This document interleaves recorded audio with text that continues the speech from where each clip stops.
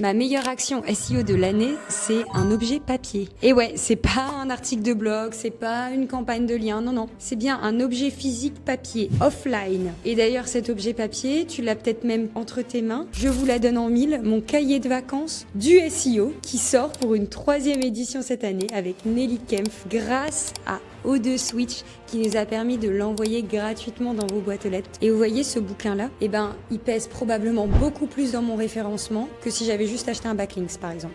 Donc si tu fais du SEO et que tu crois encore que c'est 100% du digital, crois-moi, tu es en train de passer au moins à côté de la moitié de ce que tu pourrais avoir. Et la raison, elle est simple, c'est que Google a complètement changé de logique. Le truc que beaucoup de gens n'ont pas encore compris, c'est que Google ne classe plus vraiment des pages web, il va classer des marques. Donc en gros, pendant 15 ans, le SEO, il tenait en 3 piliers, la technique, le contenu et les liens. T'optimisais ta page, t'écrivais du bon contenu et t'allais chercher les bons liens. Et puis comme par magie, tu montais dans les résultats de recherche Google. Ça, c'est toujours le cas, mais c'est plus suffisant. Aujourd'hui, ce que Google recherche, c'est est-ce que tu es une marque que les gens connaissent, recherchent et citent? Est-ce que, en quelque sorte, tu es une entité reconnue? Et devenir une entité reconnue, ça se fait pas seulement dans le digital, ça va beaucoup plus loin. Et je peux vous dire que je l'ai vécu en réel avec mon cahier de vacances. Chaque année, on a des milliers de demandes pour recevoir justement ce cahier de vacances qu'on offre en version digitale. Donc si tu l'as pas encore, le tien, je te mets le lien en commentaire pour que tu puisses le demander. Et on a aussi une version papier qu'on envoie gratuitement parce que c'est financé par O2 Switch, qui est un hébergeur web français qui nous permet d'envoyer ça directement chez vous pour que vous puissiez partir à la plage avec votre vrai cahier de vacances du SEO entre les mains. Donc dans cette vidéo, je vais t'expliquer la boucle qui m'a permis de transformer un objet physique en signal SEO en prenant justement mon cahier de vacances comme un cas d'école pour vous présenter tout ça. Et reste jusqu'au bout parce qu'à la fin, je vais aborder justement la méthode qui est spécialement conçue pour tout ce qui est IA et moteur de recherche génératif. Et c'est probablement le plus important pour les années qui viennent.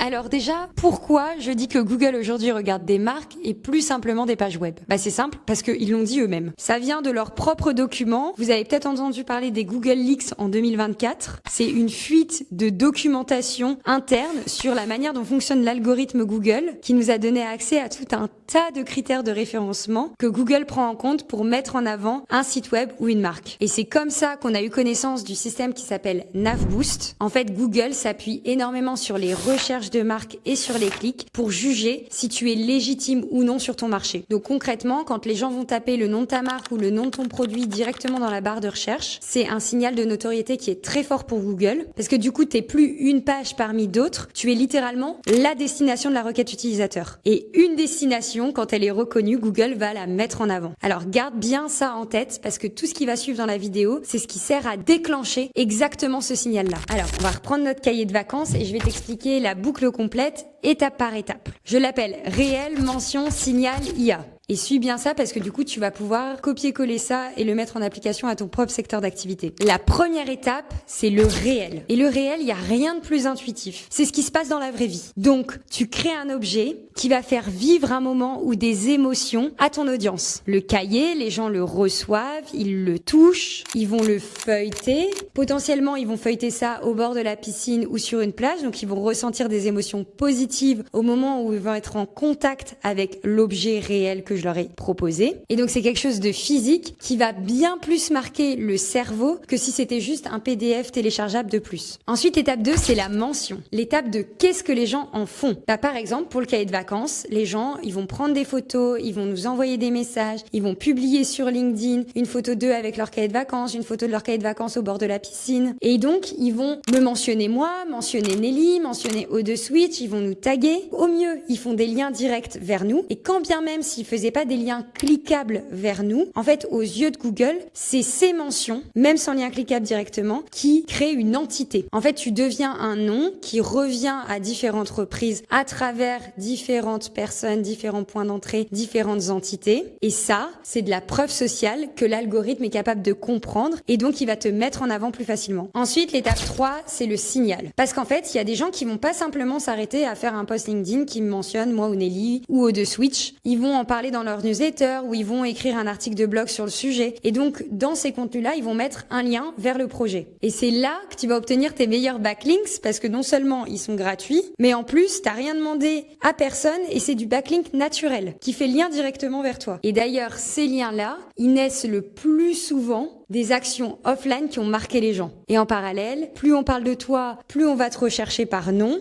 et plus on te recherche par nom, plus on retombe justement dans ce signal qui est apprécié par l'algo Navboost. T'as compris que tout ça, c'est un cercle vertueux. L'étape 4, c'est les relations. Parce que l'offline, c'est aussi le networking, les conférences, les podcasts. Et notre podcast avec Nelly, on l'enregistre justement directement sur les lieux où il y a des rassemblements de SEO. Ça peut être le SEO Summit, ça peut être d'autres conférences dans le monde du SEO. Et donc, ça nous permet de relier événements SEO à notre contenu online. Et d'ailleurs, à l'inverse, la campagne cahier de vacances du SEO, qui est un produit offline, pour le coup, on le relie à l'online puisqu'on termine toujours notre campagne cahier de vacances du SEO par un webinaire en live, le webinaire de rentrée. D'ailleurs, si t'es pas encore inscrit, je te mets le lien en description, tu peux t'inscrire au webinaire de rentrée. On fait le lancement de l'année, la rentrée scolaire du SEO. On vous fait un update de tout ce qui a changé pendant que vous étiez les doigts de pied en éventail ou en train de bachoter votre cahier de vacances à la plage pour lancer l'année et vous remettre le pied à l'étrier pour la rentrée. Et donc, du coup, chaque rencontre physique, elle va se recycler en épisodes, en posts, en relations, et chacun va devenir une nouvelle source de mentions et de liens. Et donc, du coup, une seule rencontre ou une seule action, ça peut nourrir ton SEO pendant des mois. Et donc, t'as compris le mouvement, tu vas pas juste pousser un lien, tu crées un objet physique, un objet réel, et c'est les signaux qui vont remonter tout seul jusqu'à ton site. C'est ça le SEO 360. Maintenant, je vais te donner le 5e effet, celui que je t'ai promis en début de vidéo et qui va probablement être le plus utile pour les années à venir puisqu'il concerne les IA. Quand ton nom, quand ta marque va revenir à différents endroits, dans des posts, dans des articles, dans des podcasts, tu vas pas seulement augmenter tes chances de te positionner en top position dans Google, tu vas aussi augmenter tes chances d'être cité par les IA. Et par les IA, ça peut être ChatGPT, Claude, Gemini, mais ça peut aussi être les AI Overviews de Google. Donc vous savez, le petit encart qui s'affiche quand maintenant on fait une requête principalement informationnelle sur les moteurs de recherche classiques. Souvent, on a un encart qui résume justement la réponse à la question des utilisateurs. C'est ça le vrai enjeu du SEO de demain, parce que les AI Overviews sont en train d'être mises en place dans tous les pays du monde, et donc plus tard, sur toutes les requêtes informationnelles, l'utilisateur aura la réponse à sa question sur la page de résultats Google, n'aura plus besoin d'aller cliquer sur les sites. Donc l'enjeu aujourd'hui en SEO, c'est plutôt d'attirer les visiteurs jusqu'à ton site web, parce que ça va être de plus en plus difficile avec ces nouvelles fonctionnalités IA qui résument la réponse à la question directement. Mais du coup, le nouvel enjeu, c'est de pouvoir être mentionné dans ces extraits IA. Et ces modèles, ils se nourrissent de ce qu'il y a sur le web. Donc plus tu vas être mentionné par des sources variées, plus tu as des chances d'être la réponse à la question quand quelqu'un va taper sur Google quel est le meilleur livre pour réviser le SEO cet été? Cahier de vacances. Et ça, c'est un changement énorme parce qu'avant, du coup, tu voulais à fond le clic sur ton site web. Maintenant, en plus de ça, tu veux être la source qui est citée par une IA, même s'il n'y a pas de clic. Donc l'offline alimente le online et l'online alimente les IA. Et du coup, la boucle est bouclée et elle tourne pour toi pendant que tu dors. Et tout ça, finalement, ça va quand même retomber quelque part. Parce que toutes ces recherches de marques, ces mentions, ces clics, ça va générer du trafic qui atterrit sur ton site web. Et le site, c'est vraiment le camp de base de toute l'opération. Si tu fais ça en offline pour envoyer les gens sur une page lente, une page qui s'affiche pas, ou que tu leur donnes juste une expérience frustrante sur ton site web, bah finalement, t'as un peu tout gâché au moment clé de l'opération. Parce que justement, le signal d'engagement dont je te parlais, il va se nourrir aussi de ça. Est-ce que les gens, quand ils cliquent sur ton site, ils restent sur ton site et ils ont des sessions utilisateurs suffisamment longues, ou est-ce que ton site a un gros taux de rebond et donc les gens qui arrivent sur ton site requittent immédiatement? Et c'est là que du coup, le partenaire qu'on a choisi cet été pour le cahier de vacances, qui est O2 Switch, il intervient pile au bon moment, parce que du coup, non seulement c'est un hébergeur web qui est 100% français, donc ils sont basés à Clermont-Ferrand, tous les serveurs sont en France, donc c'est top pour tout ce qui est sécurité de données et RGPD, mais surtout ils ont construit leurs offres d'hébergement web de manière à pouvoir optimiser toute cette performance de site pour justement éviter les problèmes techniques qui vont ralentir ton site et gâcher toute cette boucle. Je te mets le lien vers O2 Switch dans la description pour que tu puisses aller les découvrir. Et je viens de te raconter tout ça, mais je te rassure, t'as pas besoin d'écrire un bouquin pour faire du SEO 360. Si tu fais ces 3 mouvements, c'est déjà à ta portée. 1, tu crées un truc dont on a envie de parler. Peu importe. Un guide, un template, un mini-événement. Le but, c'est de déclencher des réactions spontanées et de pas mendier. Ensuite, tu rends la mention facile. Donc quand tu donnes quelque chose, tu dis directement qui tu es et comment on te retrouve. Ton nom, ton site web,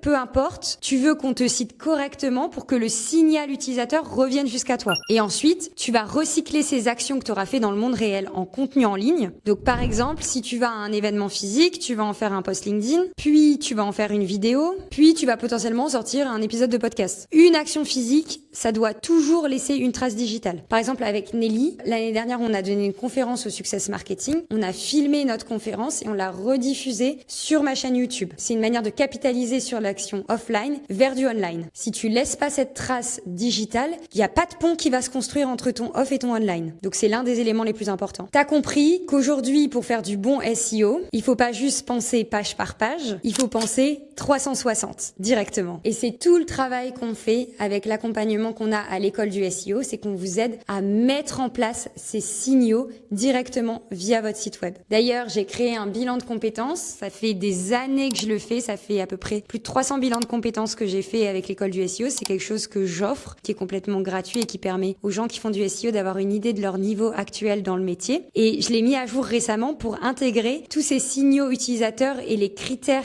retenus pour pouvoir creuser justement cette partie algo IA qui vous permettent d'être mentionné par les moteurs génératifs. Donc si t'as pas encore fait ton bilan de compétences qui a été mis à jour côté SEO et GEO, je te mets le lien en commentaire pour que tu puisses le faire. C'est simple, tu vas répondre à une série de questions et ensuite on va débriefer ensemble pendant une demi-heure en visio. C'est moi qui fais tous les débriefs pour que je puisse te donner une idée des piliers que ça a besoin de retravailler en priorité en SEO pour devenir un peu la meilleure version de toi-même sur ton métier finalement. Et donc retiens une chose sur cette vidéo, c'est réel, mention, signal, IA. Et tout ça, ça démarre très souvent dans le monde réel, pas juste derrière ton écran. Alors je te donne un truc à faire, tu le fais cette semaine parce que sinon tu vas jamais le faire, tu vas le mettre dans ta to-do list et ça va passer aux oubliettes. Tu prends là tout de suite une action offline que tu penses pouvoir passer en online facilement. Ça peut être un event où tu vas, ça peut être une rencontre et viens me dire en commentaire laquelle tu as choisi pour qu'on soit sûr que tu sois passé à l'action et qu'on s'encourage les uns et les autres à mettre en place les choses et pas juste regarder passivement des vidéos YouTube. Et si t'as pas encore ton cahier de vacances du SEO édition 2026, tu peux le télécharger directement avec le lien en description. Encore une fois, c'est complètement gratuit. C'est offert par O2 Switch. Et de mon côté, je suis en train de développer la chaîne sur toute la partie contenu